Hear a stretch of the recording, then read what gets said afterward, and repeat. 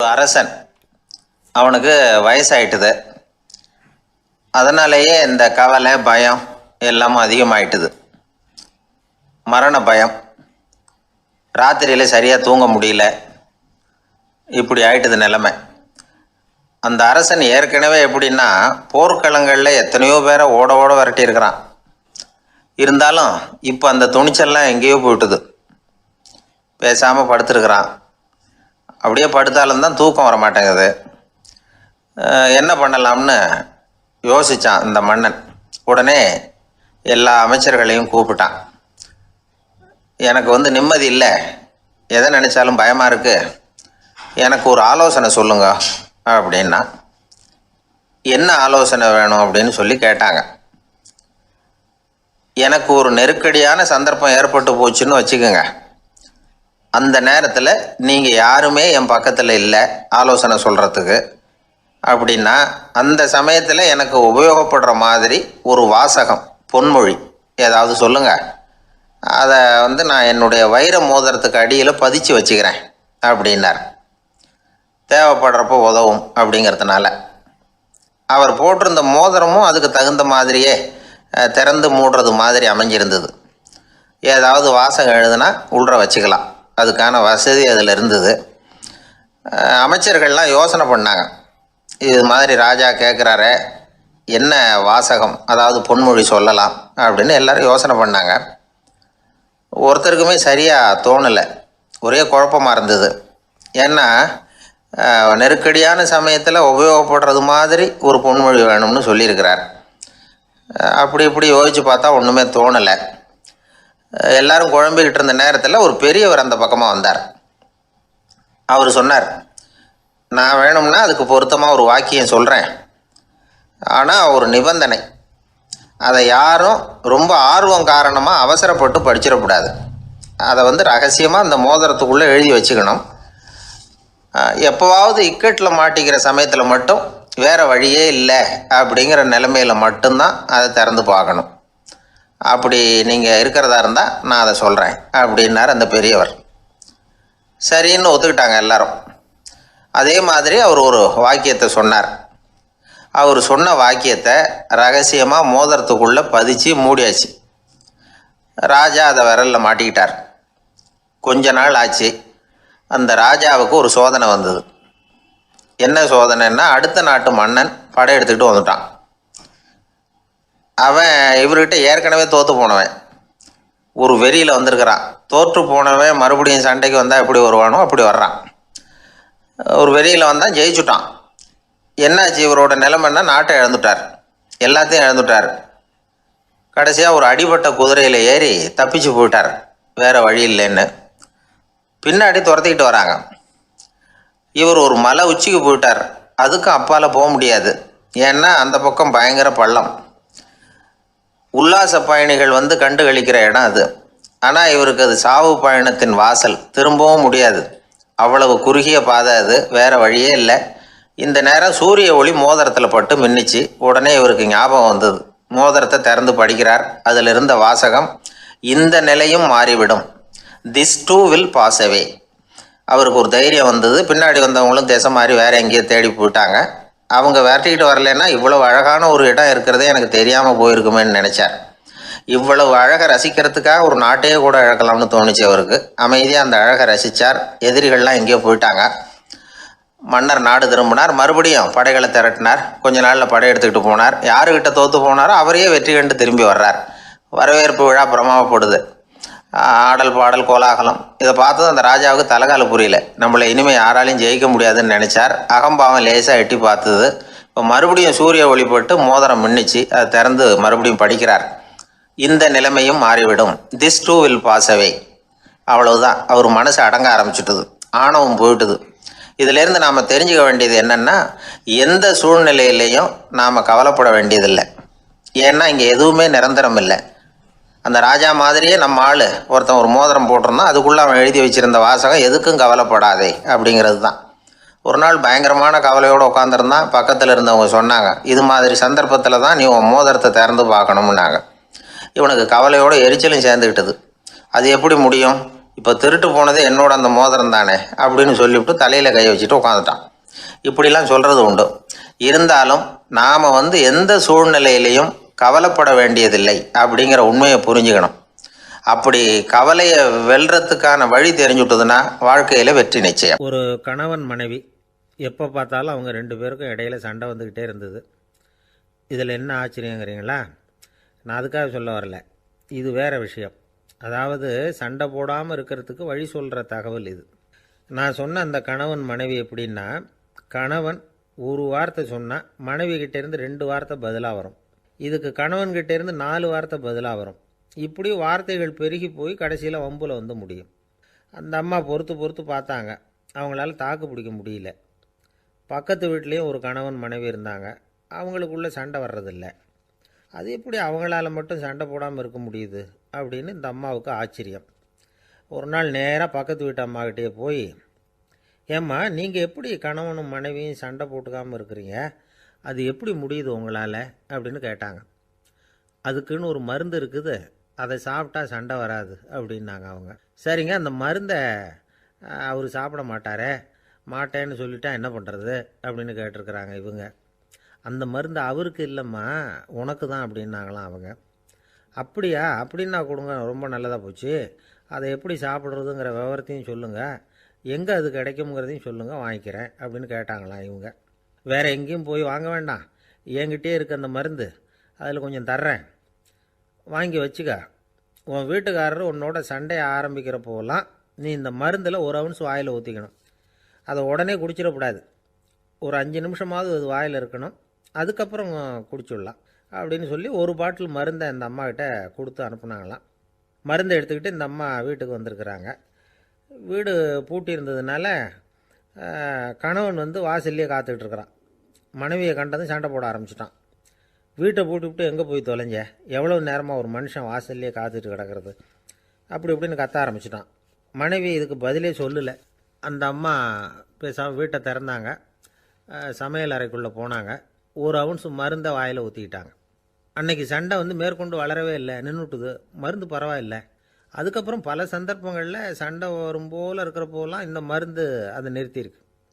பிரமாதமான மருந்தாக இருக்குது இதை கொஞ்சம் அதிகமாகவே வாங்கி வீட்டில் வச்சுக்க வேண்டியது தான் அப்படின்னு முடிவு பண்ணிவிட்டு இந்த அம்மா மறுபடியும் பக்கத்து வீட்டு அம்மாக்கிட்ட போனாங்க. எவ்வளவு விலையானாலும் சரி, நான் காசு கொடுத்து வாங்கி வச்சுக்கிறேன், எந்த கடையில் இருக்குது இந்த மருந்து சொல்லுங்க அப்படின்னு கேட்டாங்க. இந்த மருந்துக்கு விலையே கிடையாதுங்க, இலவசமாகவே கிடைக்கும்னாங்களாம் அவங்க. அது எப்படி விலை இல்லாமல் இதை விற்க முடியுது அப்படின்னு கேட்டாங்களாம் இவங்க. அது மருந்தாக இருந்தால் தானே விலை வைக்கிறதுக்கு, அது வெறும் தண்ணி தானே அப்படின்னாங்களாம். வெறும் தண்ணியாக சண்டையை நிறுத்துது அப்படின்ட்டு இருக்காங்க இவங்க. அது சண்டையை நிறுத்தலை, உன்னோட மௌனம் தான் சண்டையை நிறுத்துது. நீ வாயில் தண்ணியை வச்சுக்கிறதுனால எதிர்த்து பேசுறதில்ல, அதனால் உன்னுடைய கணவர் கோபம் சாந்தமாயிடுது அப்படின்னாங்களாம் அவங்க. இந்த கதையிலேருந்து சண்டையை நிறுத்துகிற மருந்து எதுன்னு தெரிஞ்சுக்கிட்டோம் இல்லையா? ஒருத்தர் என்ன பண்ணார், பாட்டிலில் தண்ணியை ஊற்றி வச்சுக்கிட்டு அவர்கிட்ட வர்றவங்களுக்கெல்லாம் இதை சிபாரிசு பண்ணலாம்னு நினச்சிக்கிட்டு உட்காந்துருந்தார். ஒரு அம்மா வந்தாங்க. இதை கேட்டுவிட்டு இதையே ஒரு மருந்து மாதிரி கொடுக்கலாம்ங்கிறது அவர் முடிவு. அதனால் பாட்டிலில் தண்ணி அடைச்சி வச்சுக்கிட்டு அதில் கலருக்காக என்னத்தையோ ஒரு ஜீரகம் அது மாதிரி எதையாவது கலந்து வச்சுக்கிட்டு ஒரு மருந்து மாதிரி ஒரு பாவனையில் வச்சுக்கிட்டு உட்காந்துருக்கார். யாராவது வீட்டில் சண்டைன்னா என்கிட்ட வாங்க மருந்து தரேன்னு.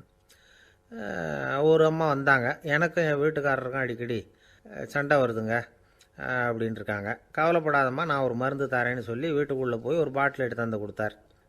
பாட்டிலில் இருக்கிறது என்னங்கிறத சொல்லிவிட்டு அது பேரில் மரியாதை வராது இல்லையா, அதனால் சொல்லலை. அந்த அம்மா வாங்கிட்டு போனாங்க. 4 நாள் கழித்து திரும்பி வந்தாங்க. என்னம்மா வீட்டில் சண்டை நின்று போச்சான்னு கேட்டிருக்காரு இவர். அங்கே நின்று போச்சுங்க, இப்போ உங்ககிட்ட ஆரம்பமாக போகுதுன்னாங்களாம். என்னம்மா அப்படின்ட்டுருக்காரு இவர் பயந்து போய். பின்ன என்னங்க, நீங்கள் என்ன மருந்து கொடுத்துருக்குறீங்க என்னங்க அப்படின்னாங்களாம் கோவமாக. அது வெறும் தண்ணி தானே அப்படின்ட்டுருக்காரு இவர். தண்ணியாக இது, நல்லா பாருங்கள் அப்படின்னு அந்த பாட்டில் நீட்டினாங்களாம். இவர் வாங்கி பார்த்துருக்கார். அப்புறம் தான் விஷயம் புரியுது அவருக்கு. இவர் கை தவறுதலாக அவங்க வீட்டில் இருந்த மண்ணெண்ணெய் பாட்டில் எடுத்து அவர்கிட்ட கொடுத்துருக்குறாங்க. அப்புறம் என்ன ஆகும், சண்டை வராமல். ஒரு ஆள் இருந்தார், அவர் தன்னை ஒரு குருன்னு சொல்லிக்கிட்டார். மௌன குரு, வாயே திறக்கிறது இல்லை. அவருக்கு 2 சீடர்கள் உண்டு. இவங்க தான் வர்றவங்ககிட்ட பேசுவாங்க, விளக்கம் கொடுப்பாங்க. ஒரு நாள் இந்த சீடர்கள் 2 பேரும் எங்கேயோ வெளியில் போயிட்டாங்க. அந்த நேரம் பார்த்து ஒருத்தர் அங்கே வந்தார். குருக்கிட்ட போனார். குருவே, புத்தர்னா என்ன அப்படின்னு கேட்டார். குருவுக்கு ஒன்றும் புரியல. அவர் உண்மையான குருவாக இருந்தாவில் புரியும். திருன்னு முழிக்க ஆரம்பித்தார். இந்த நேரம் பார்த்து இந்த சீடர்களும் எங்கேயோ போயிட்டாங்களே, என்ன பண்ணுறது, உதவிக்கு யாராவது கிடைக்க மாட்டாங்களா அப்படின்னு அப்படி சுற்றுமுற்றும் பார்த்தார். வந்தவர் இதை கவனித்தார். ஏதோ புரிஞ்சுக்கிட்டவர் மாதிரி அடுத்த கேள்வியை கேட்டார். தர்மம்னா என்ன சுவாமி அப்படின்னார். குருவுக்கு ரொம்ப சங்கடமாக போச்சு. நம்ம நிலைமை இப்படி ஆயிட்டுதே, இக்கட்டில் விட்டுட்டு போயிட்டாங்களே, எங்கேயோ இப்படி மாட்டிக்கிட்டோமே அப்படின்னு சொல்லி விட்டத்தை பார்த்தாராம். அப்புறம் குனிஞ்சு தரையை பார்த்தார். அப்படியே உட்காந்துட்டார். வந்தவர் உடனே அடுத்த கேள்விக்கு போயிட்டாராம். தியானம்னா என்ன சுவாமின்னாராம். பாவம் என்ன பண்ணுவார் அந்த குரு, பேசாமல் கண்ணை கெட்டியாக மூடிக்கிட்டார். இது ஏதடா வம்பா போச்சுன்னு. இவர் இப்படி பண்ணால் கூட வந்தவர் சளைக்கல. இன்னொரு கேள்வியும் கேட்டார். ஆசீர்வாதம்னா என்னன்னாராம். இவர் பார்த்தார். இப்படியே போனால் இவர் கேள்வி கேட்கறத நிறுத்த மாட்டார்னு நினச்சிக்கிட்டு எனக்கு ஒன்றுமே தெரியாதுங்கிற பாவனையில் 2 கையையும் விரித்து காட்டினாராம். வந்தவர் முகத்தில் மகிழ்ச்சி, மன நிறைவு. ஏதோ எல்லாம் புரிஞ்சுக்கிட்ட ஒரு மாதிரி அங்கேருந்து புறப்பட்டு போனார். வழியில் அந்த குருவோட சீடர்கள் 2 பேரையும் சந்தித்தார். உங்கள் குருவை நாங்கள் பார்த்துட்டு வரோம் அப்படின்னாராம். இவர் என்ன நடந்ததுன்னு கேட்டிருக்காங்க அவங்க. இவர் விவரமாக சொன்னாராம். உங்கள் குரு தெரியுமா, எப்பேற்பட்ட ஞானி தெரியுமா, புத்தர்னா என்னன்னு கேட்டேன். அதுக்கு அவர் அப்படியும் இப்படியும் பார்த்தார். அதுக்கு என்ன அர்த்தம் தெரியுமா, மக்கள் புத்தரை அங்கேயும் இங்கேயும் தேடுறாங்க, உண்மையில் அவர் அங்கேயும் இங்கேயும் தேடி கண்டுபிடிக்க முடியாது அப்படிங்கிறத அவர் செய்கை மூலமாக உணர்த்தினார். அதுக்கப்புறம் தர்மம்னா என்னன்னு கேட்டேன். ஒரு மேலையும் கீழையும் பார்த்து தர்மம் சமமானது, அதில் உயர்வு தாழ்வு இல்லை அப்படிங்கிறத உணர்த்தினார். அதுக்கப்புறம் தியானம்னா என்னன்னு கேட்டேன். கண்ணை மூடிக்கிட்டார். கண்ணை மூடி காணும் அற்புதம் அதுங்கிறத புரிஞ்சுக்கிட்டேன். கடைசியாக ஆசீர்வதிக்கப்படுறது பற்றி கேட்டேன். கைகளை நீட்டி உதவுறது தான் அது அப்படிங்கிறத 2 கையையும் விரித்து உணர்த்தினார். எவ்வளவு பெரிய மகான் அவர் அப்படின்னு சொல்லிவிட்டு அவர் பாட்டுக்கு போயிட்டார். சீடர்கள் அதுக்கப்புறம் மெதுவாக குருக்கிட்ட வந்து சேர்ந்தாங்களாம். அவங்கள பார்த்ததும் குருவுக்கு கோபம் வந்துட்டுது. அடே பாவிகளா, எங்கடா போய் தொலைஞ்சிங்க, நான் ஒரு ஆளுகிட்ட மாட்டிக்கிட்டு என்ன பாடுபட்டிருக்கேன் தெரியுமா அப்படின்னாராம். இது மாதிரி தான் சாதாரண மனிதர்களின் புற வேடங்களில் மயங்கி போயிடுறோம். அவங்க பேச்சு, செய்கை, பார்வை இதிலெல்லாம் ஏதோ பெரிய தத்துவம் இருக்கிறதாக நினச்சிக்கிறோம். உண்மையிலேயே அந்த தத்துவங்கள் யாருக்கு சொந்தம்? அவங்களுக்கு இல்லை, நமக்கு தான் சொந்தம்.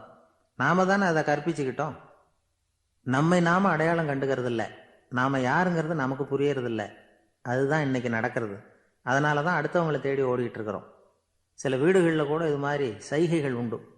சில குடும்ப தலைவர்கள் தினமும் காலையில் கண்ணை கெட்டியாக மூடிக்கிட்டு கை 2யும் சுத்தமாக விரித்து வச்சுக்கிட்டு உட்காந்து தியானம் பண்ணுறது வழக்கம். எதுக்காக அப்படி பண்ணுறீங்கன்னு ஒருத்தரை பார்த்து கேட்டேன். இந்த மாதம் வாங்கின சம்பளம் பூரா தீர்ந்து போச்சு, இனிமேல் என் கையில் சுத்தமாக ஒன்றும் இல்லை, புதுசாக எதுவும் செலவு வச்சுடாத அப்படிங்கிறத அப்படி உள்ளங்கை 2யும் விரித்து காட்டி அவங்களுக்கு உணர்த்துறேன், அவ்வளவுதான் அப்படின்னா. ஒரு அறிவில் சிறந்தவர்கள் ஆண்களா பெண்களா?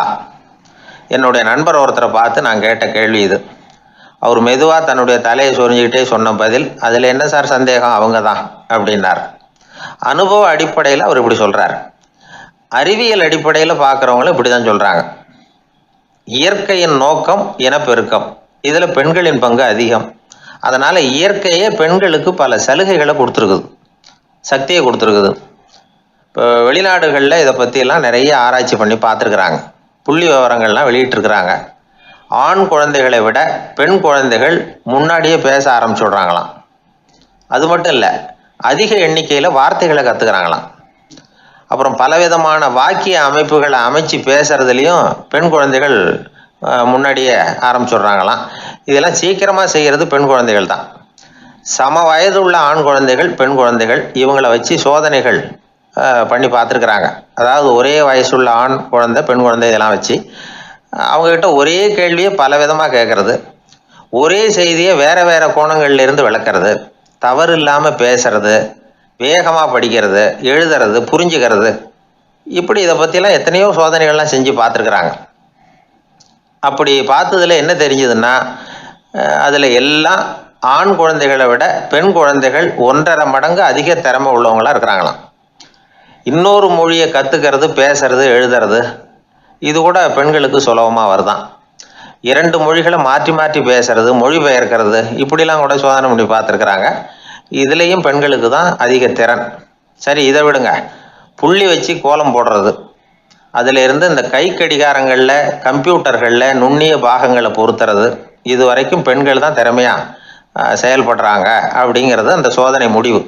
இந்த நுட்பம், துல்லியம், விரைவு, சிறு கை இயக்கங்களோடு செய்ய வேண்டிய மென்மையான பணிகள், இதுக்கெல்லாம் தேவை கவன குவியம், பொறுமை. இதெல்லாம் பெண்கள் கிட்ட தான் இருக்குதான். அமெரிக்காவில் இன்னொரு சோதனை கூட செஞ்சு பார்த்துருக்குறாங்க. பெண்களின் மூக்கு மோப்ப உணர்வு இதெல்லாம் எப்படின்னு பார்த்துருக்குறாங்க. பெண்கள் அதிக எண்ணிக்கையில் வாசனைகளை பிரித்து கண்டுபிடிச்சி விடுறாங்களாம். ஆண்களால் அந்த அளவுக்கு முடியலையாம். சரி, காது எப்படின்னா செவிப்புலன் உணர்வும் பெண்களுக்கு தான் அதிகமாக. ஒரு கும்பல், அதில் பலவிதமான சத்தம், அதுக்கு இடையில இந்த குரலோட தொனி, ஏற்ற இறக்கம், இதை வச்சு பேசுகிற ஆளை கண்டுபிடிச்சிடுறாங்களாம். ஒரு கூட்டத்தில் தன்னுடைய வீட்டுக்காரர் எங்கே இருக்கார், பிள்ளைகள் எங்கே இருக்காங்க அப்படிங்கிறதெல்லாம் பெண்கள் சீக்கிரமாக கண்டுபிடிச்சி விடுறாங்களாம். இன்னொரு விஷயம், ஒரு பொருளை பார்த்த உடனே அது என்னென்னு அடையாளம் கண்டுக்கிறது, அதை மனசில் பதிய வச்சுக்கிறது, அப்புறமா இன்னொரு சந்தர்ப்பத்தில் அது எங்கே இருந்தது அப்படின்னு சரியாக ஞாபகப்படுத்திக்கிறது, இது மாதிரி சோதனைகள்லாம் கூட பெண்கள் தான் முன்னணியில் இருக்கிறாங்க. ஒரு சராசரி சூழ்நிலையில் ஆண்களை விட அதிகமான எண்ணிக்கையில் புன்னகை புரியறது, சிரிக்கிறது பெண்கள் தானா. அதிகமாக தோழமை உணர்வோடு பேசுறது அவங்க தானா. 2 பெண்கள் பேசிகிட்டு இருக்கிறதையும் பாருங்கள், அதே மாதிரி 2 ஆண்கள் பேசிகிட்டு இருக்கிறதையும் பாருங்கள். ஆண்கள் ஒரு அடி தள்ளியே நின்று பேசிகிட்டு இருப்பாங்க. மருத்துவர்களை எடுத்துக்கொள்ளுங்கள், அதாவது சிரிச்ச முகத்தோட நோயாளிகள்கிட்ட பரிவோடு பேசுறதுல பெண் டாக்டர்கள் தான் அதிகம். இதுவரை சொல்லப்பட்டது எல்லாமே அறிவியல் பூர்வமான செய்திகள். அதனால் இளம் பெண்கள் வாழ்க்கையில் சோர்வடைய தேவையில்லை. இயற்கையே நமக்கு சாதகமாக இருக்குது, எல்லாம் முடியும் நம்மால் அப்படிங்கிறத அவங்க புரிஞ்சுக்கணும். ஒரு பையன் தன்னுடைய அப்பா அம்மா திருமண ஆல்பத்தை புரட்டிக்கிட்டே இருந்தான். அப்புறம் அம்மாகிட்ட கேட்டான், அம்மா இது யார் சின்ன வயசில் எடுத்ததா, இது என்னன்னு தெரியலையே, இந்த படத்தில் அழகாக மீசை வச்சுக்கிட்டு சிரிச்சுக்கிட்டு நிற்கிறது யார் அப்படின்னு கேட்டான். அதுதாண்டா அவங்க அப்பான்னாங்க அந்த அம்மா. அப்படின்னா இப்போ நம்ம வீட்டில் நரைச்ச தலையோடு அழுது வடிஞ்சிக்கிட்டு இருக்காரு ஒருத்தர், அவர் யாருன்னு கேட்டானா. இது பையனுடைய புத்திசாலித்தனம். பெண் பிள்ளைகள் அப்படி கேட்கறதில்ல. அதனால் இந்த கதையெல்லாம் எதுக்காக அப்படின்னா, இளம் பெண்கள் வாழ்க்கையில் சோர்வு அடைஞ்சு போயிடக்கூடாது. அதனால் பெண்கள் எல்லாம் முடியும் நம்மாலும் அப்படிங்கிறத நினச்சி செயல்பட்டாங்கன்னா வாழ்க்கையில் வெற்றி நிச்சயம். ஒரு நாள் காலை நேரம் ஒரு குரு படுக்கையை விட்டு எழுந்திருக்கிறார். உடனே சீடர்களை பார்த்து எல்லாரும் இப்படி வாங்கங்கிறார். எல்லாரும் வர்றாங்க வேகமாக. என்னங்க வேணும் உங்களுக்கு அப்படிங்கிற மாதிரி எல்லாரும் குருவை பார்த்தாங்க பயபக்தியோட. குரு அந்த சீடர்களை பார்த்து, இதை பாருங்கள், இப்போ நான் ஒரு சிக்கலான விவகாரத்தில் மாட்டிக்கிட்டு இருக்கிறேன், அதை நீங்கள் தீர்த்து வச்சா நல்லதுன்னார். சீடர்களுக்கு ஒன்றும் புரியல. என்ன இது இவர் இப்படி சொல்கிறாரு, நமக்குள்ள எல்லா விவகாரங்களையும் தீர்த்து வைக்கிறவர் நம்ம குருநாதர், அவருடைய விவகாரத்தை நாம் தீர்த்து வைக்கிறதா, ஆச்சரியமாக இருக்குதே, குருநாதருக்கே சிக்கலா அப்படின்னு யோசனை பண்ண ஆரம்பித்தாங்க. இருந்தாலும் ரொம்ப பணிவாக கேட்டாங்க, சுவாமி உங்களுக்கே சிக்கலா, இந்த உலகத்து சிக்கல்களுக்கும் சிரமங்களுக்கும் அப்பாற்பட்டவர் அல்லவா தாங்கள், அப்படிப்பட்ட உங்களுக்கு சிக்கல்னா அது எப்படி அப்படின்னாங்க. எனக்கு ஏற்பட்டிருக்கிற சிக்கல் அவ்வளவு பெருசு, ரொம்ப பெரிய விவகாரம் அது அப்படின்னார் குரு. கொஞ்சம் விவரமாக சொல்லுங்க அப்படின்னாங்க இவங்க. இப்போ அந்த குரு விவரத்தை சொன்னார். அதாவது நேற்று ராத்திரி நான் ஒரு கனவு கண்டேன். அந்த கனவில் நான் ஒரு பட்டாம்பூச்சியாக மாறிட்டேன். அப்படி மாறி ஒவ்வொரு மலராக பறந்து போய் உட்காந்து தேன் சாப்பிட்டேன் அப்படின்னார். சீடர்கள் இதை கேட்டதும் ரொம்ப திகைச்சு போயிட்டாங்க. என்ன இது, இது ஒரு பெரிய பிரச்சனையா, ஒரு சாதாரண கனவு கண்டதுக்காகவா இந்த காலை வேளையில் நம்மளையெல்லாம் குருநாதர் இவ்வளவு அவசரமாக கூப்பிட்டுருக்கார் அப்படின்னு நினச்சாங்க. இருந்தாலும் கேட்டாங்க, இதில் என்ன சிக்கல் சுவாமி, கனவுங்கிறது எல்லாருக்கும் வரத்தானே செய்யும் அப்படின்னார் ஒரு சீடர். சீடர்களே, பிரச்சனை அது இல்லை. நான் இன்னைக்கு காலையில் கண்ணு முழிச்சு பார்த்தப்போ நான் நானாக மறுபடியும் மாறிட்டேங்கிறத தெரிஞ்சுக்கிட்டேன். இதில் சிக்கல் என்னன்னா, இப்போ அந்த பட்டாம்பூச்சி தான் நானாக ஆயிட்டதாக கனவு கண்டுகிட்டு இருக்கா அப்படிங்கிறது தான். ஒரு மனுஷன் பட்டாம்பூச்சி ஆகிறதாக கனவு காண முடியுங்கிறப்போ அந்த பட்டாம்பூச்சியும் மனுஷனாக ஆகிறதாக கனவு காண முடியும் இல்லையா? இப்போ எனக்கு யதார்த்த நிலை தெரியணும், எது நிஜம்னு தெரியணும். நேற்று ராத்திரி நான் கண்டது கனவா, அல்லது இது பட்டாம்பூச்சி கண்டுகிட்டு இருக்கிற கனவா? இதுதான் குரு கேட்ட கேள்வி. இதை கேட்டதும் சீடர்கள் ரொம்ப குழம்பி போயிட்டாங்க. சுவாமி, இது வரைக்கும் நாங்கள் தூங்குறப்ப பார்க்கறது கனவுன்னும் முழிச்சிக்கிட்டு இருக்கிறப்ப பார்க்கறது நனவுன்னு நம்பிக்கிட்டு இருக்கிறோம். இப்போ எங்களை ரொம்ப குழப்பிட்டீங்க, இதுக்கு பதில் சொல்ல எங்களுக்கு சக்தி இல்லை அப்படின்னு சொல்லிவிட்டாங்களாம்.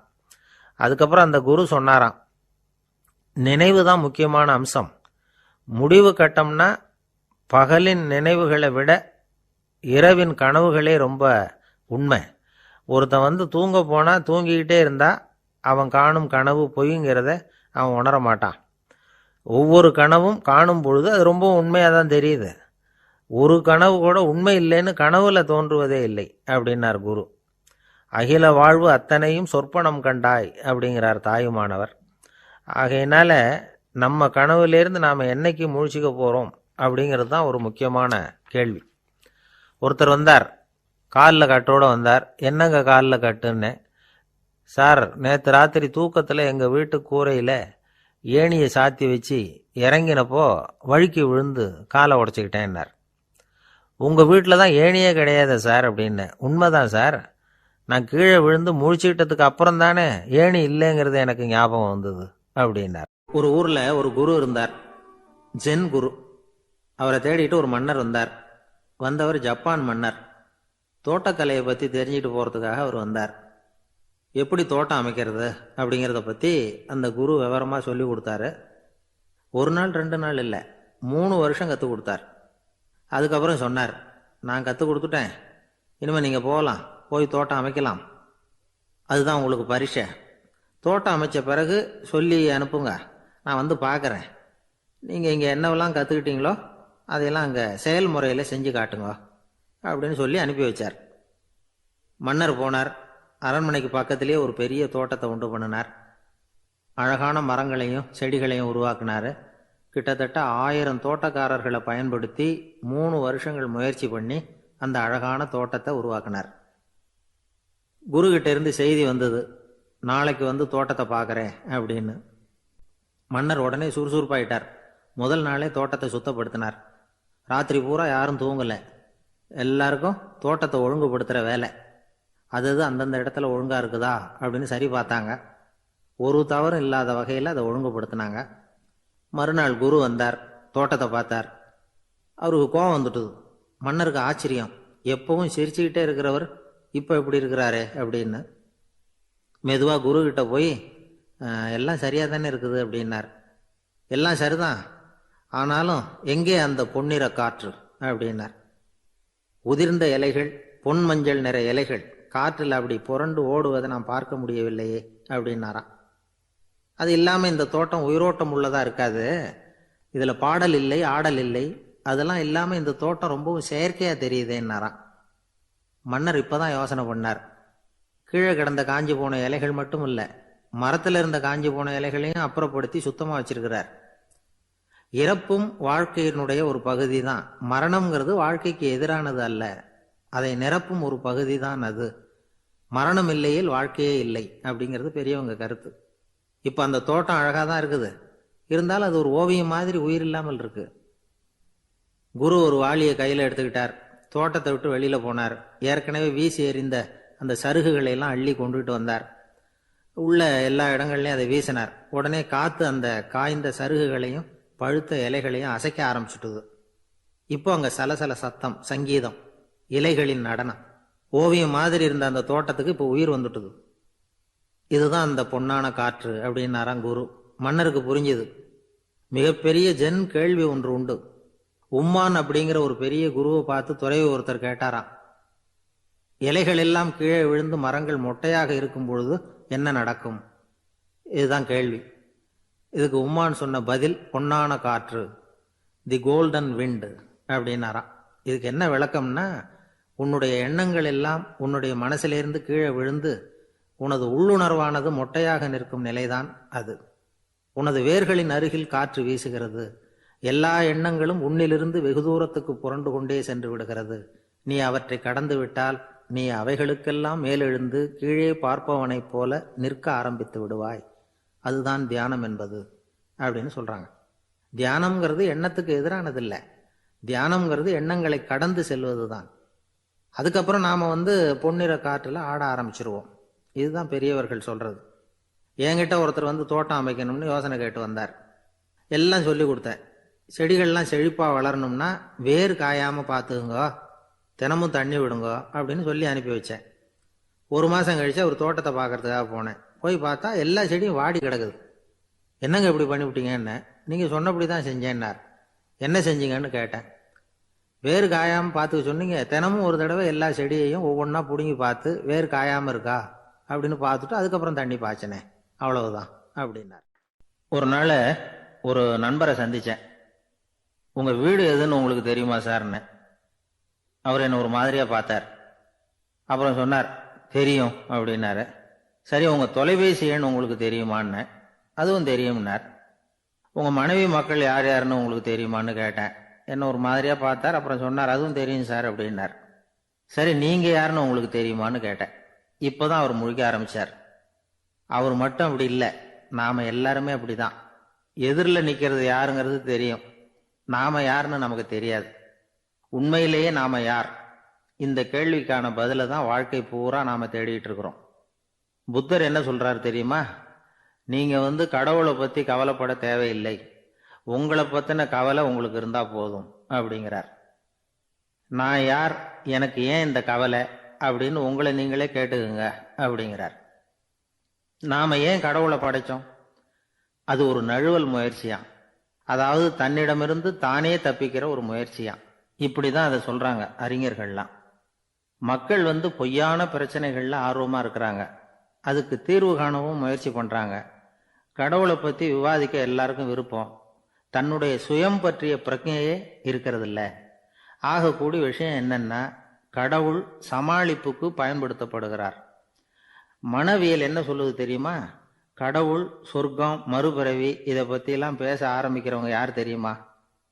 போருக்கு போகிறவன், துன்பத்தில் சிக்கி கஷ்டப்படுறவன், நோய் படுக்கையில் விழுந்தவன், இவங்க தான்.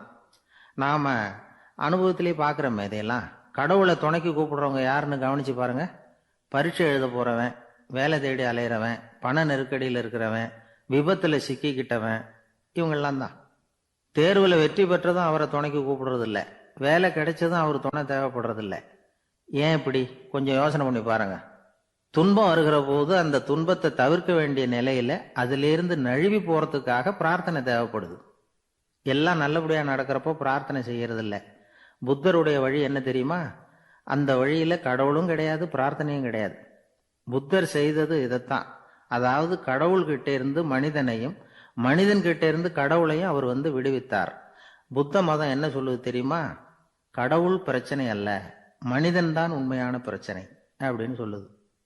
உங்களை நீங்க நல்லா தெரிஞ்சுக்கிட்டா போதும், நீங்களே கடவுள் ஆயிடுவீங்க அப்படிங்கிறது தான் புத்த மதம். அதனால நமக்கு தேவை உள்முக பயணம்.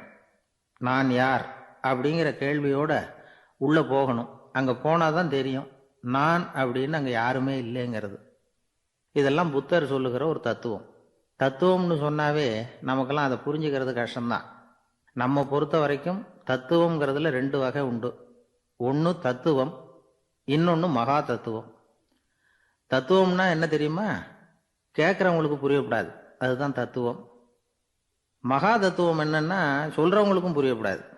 அந்த வகையில் பார்த்தா இன்று ஒரு தகவலும் ஒரு மகா தத்துவம். கடற்கரை ஓரமாக ஒரு பெரியவர் கையால் மணலை கீறிக்கிட்டே உட்காந்துருக்கிறார். என்னத்தையும் தேடிட்டு இருக்கிறது மாதிரி தெரிஞ்சுது. மெதுவாக கிட்டத்தில் போய் என்னத்தை தேடிட்டு இருக்கிறீங்க அப்படின்னு கேட்டோம். அவர் சாவகாசமாக நிமிர்ந்து பார்த்து நிம்மதியை தேடிட்டு இருக்கிறேன்னார். நாங்கள் ஒரு மாதிரி ஆகிட்டோம். இருந்தாலும் சமாளிச்சுக்கிட்டு, சார் மணலில் கிழிஞ்சல் தான் கிடைக்கும், நிம்மதி கிடைக்காது அப்படின்னோம். சரி, இன்னைக்கு வசமா நம்மகிட்ட ஒரு ஆள் மாட்டிக்கிட்டார் அப்படின்னு நினச்சி அவர் பக்கமாக போய் உட்காந்துக்கிட்டு கதை சொல்ல ஆரம்பிச்சிட்டோம். ஒரு பெரிய மன்னர் இருந்தார், அவருக்கு எல்லா வசதியும் இருந்தது. இருந்தாலும் ஒரே ஒரு குறை, அது என்னன்னா நிம்மதி இல்லைங்கிற குறை. அரண்மனையில் தினமும் கலை நிகழ்ச்சி, நாட்டியம் எல்லாம் நடந்துக்கிட்டு தான் இருந்தது. இருந்தாலும் நிம்மதி இல்லை. சரி, நிம்மதி எங்கே கிடைக்கும் அப்படின்னு தேட ஆரம்பித்தார். உடனே அதுக்கான முயற்சிகளில் தீவிரமாக இறங்கினார். நாட்டில் உள்ள தத்துவ மேதைகளெல்லாம் கூப்பிட்டுட்டு வர சொன்னார். எல்லாரும் சேர்ந்தாங்க. அவங்கள பார்த்து நிம்மதி எங்கே இருக்குது அப்படின்னு விசாரித்தார். அவங்களுக்கு அது தெரிஞ்சால் ஏன் இப்படி ராஜா முன்னாடி நின்றுட்டு இருக்க போகிறாங்க? ராஜாவோட கேள்விக்கு ஒவ்வொருத்தரும் ஒவ்வொரு மாதிரி விளக்கம் கொடுக்க ஆரம்பிச்சிட்டாங்க. எந்த பதிலும் ராஜாவுக்கு திருப்தி அளிக்கக்கூடிய அளவுக்கு இல்லை. சரி, போயிட்டு வாங்கன்னு சொல்லி அவங்களையெல்லாம் அனுப்பி வச்சுட்டார். ஒரு நாள் அவர் மாளிகையில் உப்பருகையில் நின்றுக்கிட்டு இருக்கிறார். அந்த சமயத்தில் தெருவில் ஒரு பிச்சைக்காரன் ரொம்ப உல்லாசமாக பாட்டு பாடிக்கிட்டே போய்கிட்டு இருக்கிறான். குரலில் ஒரு சந்தோஷம், நடையில் ஒரு மிடுக்கு. அவங்ககிட்ட கொஞ்சம் கூட கவலை இருக்கிறதா தெரியல. உடனே ராஜா இதை பார்த்தார். ஏவலாளிகளை வந்து கைதட்டி கூப்பிட்டார். உடனே ஓடி போய் அந்த பிச்சைக்காரனை இங்கே அழைச்சிட்டு வாங்கன்னு உத்தரவு போட்டார்.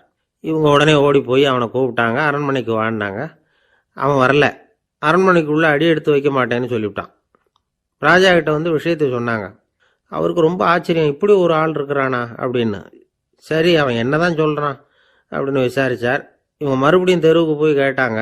என்னை பார்க்கணும்னா ராஜா விருப்பப்பட்டார்னா அவரை வேணும்னா இங்கே வர சொல்லுங்க அப்படின்னு சொல்லிவிட்டான். அதை வந்து ராஜா கிட்ட சொன்னாங்க. அவருக்கு கோபம் வரல.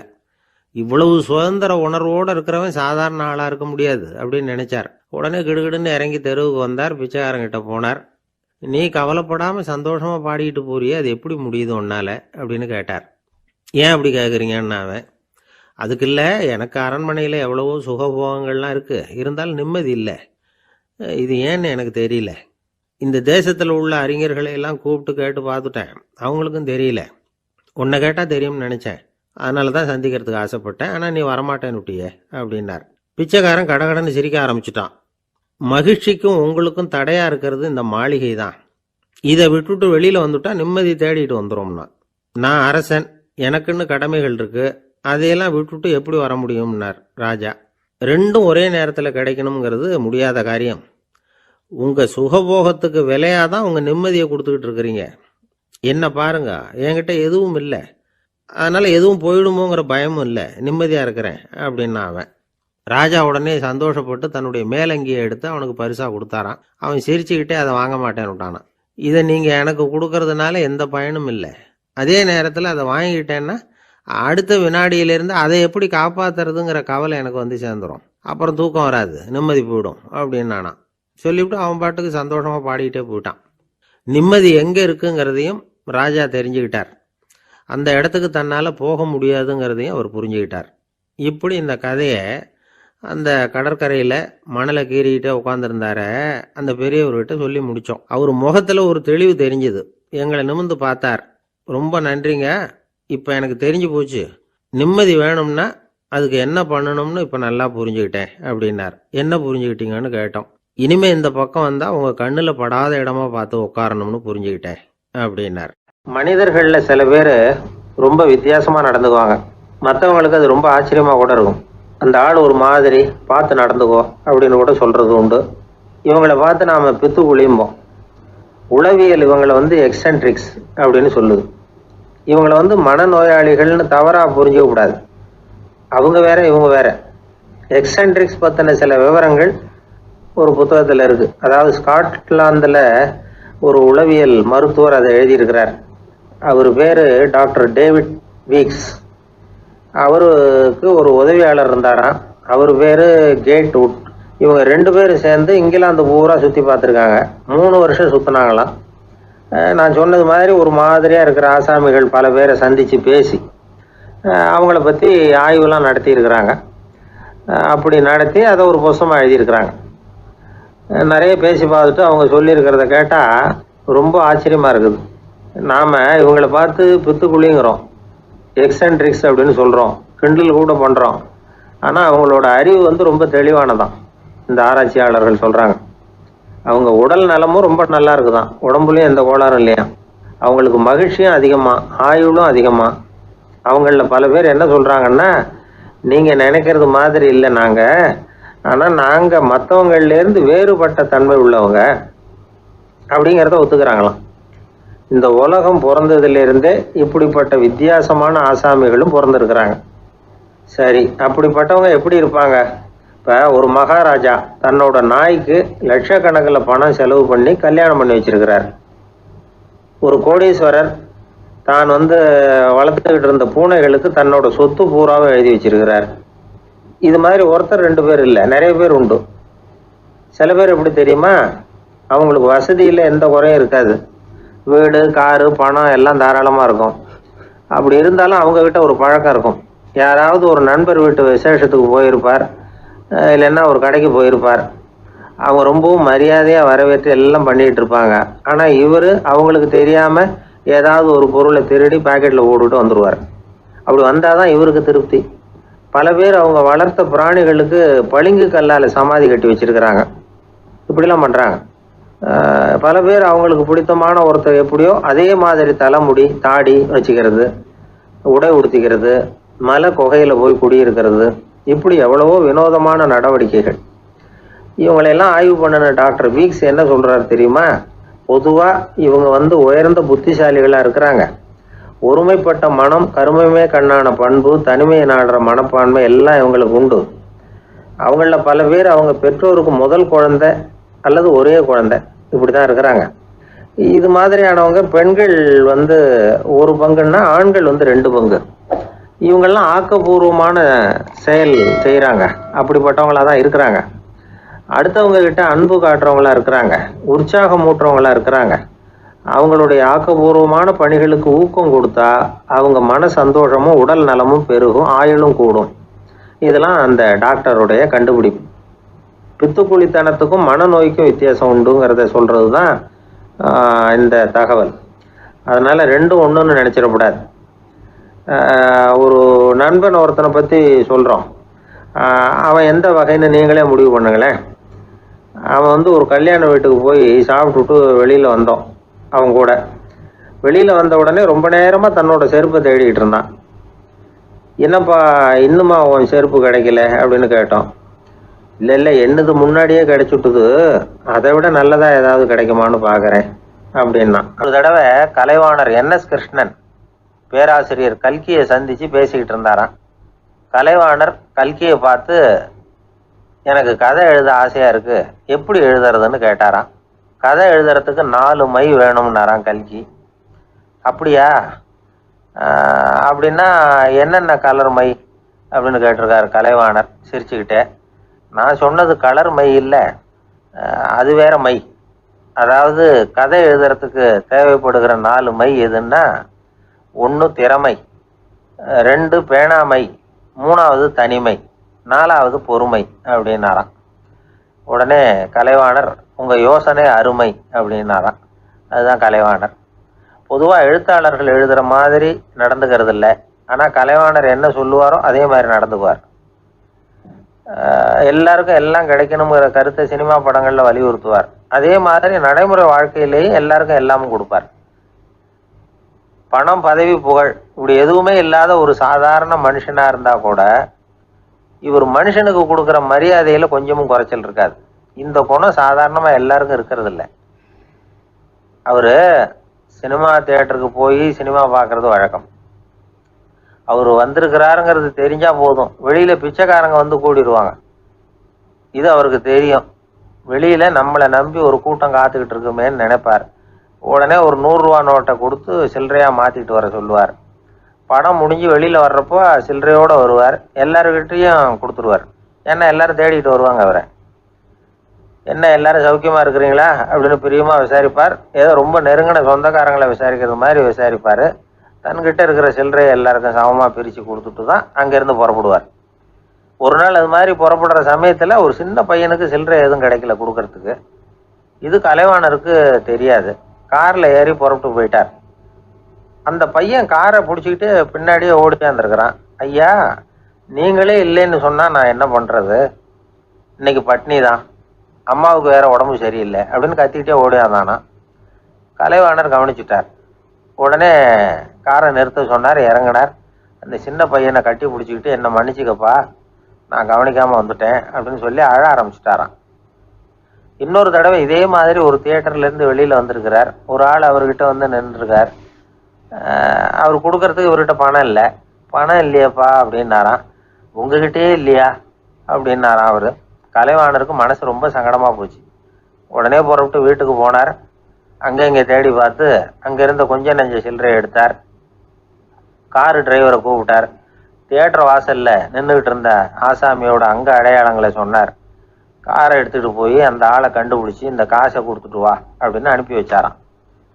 பிச்சை போடுறதுக்காக காரை அனுப்புனதாக வேற யாரை பற்றியாவது நீங்கள் கேள்விப்பட்டிருக்கிறீங்களா? அவர் ஒரு வித்தியாசமான மனிதர், வித்தியாசமான கலைஞர்.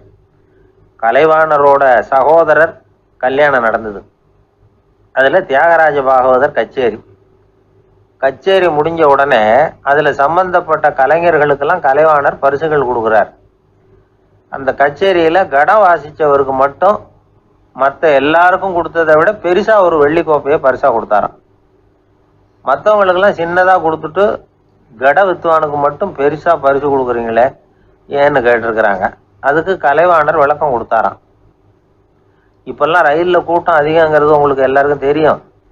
இந்த வித்துவான் இவ்வளவு பெரிய மண்பானையை ரயிலில் ரொம்ப பத்திரமா உடையாம ரொம்ப தூரத்திலேருந்து கொண்டு வந்துருக்கிறாரே, அது என்ன சாமானியமான காரியமா?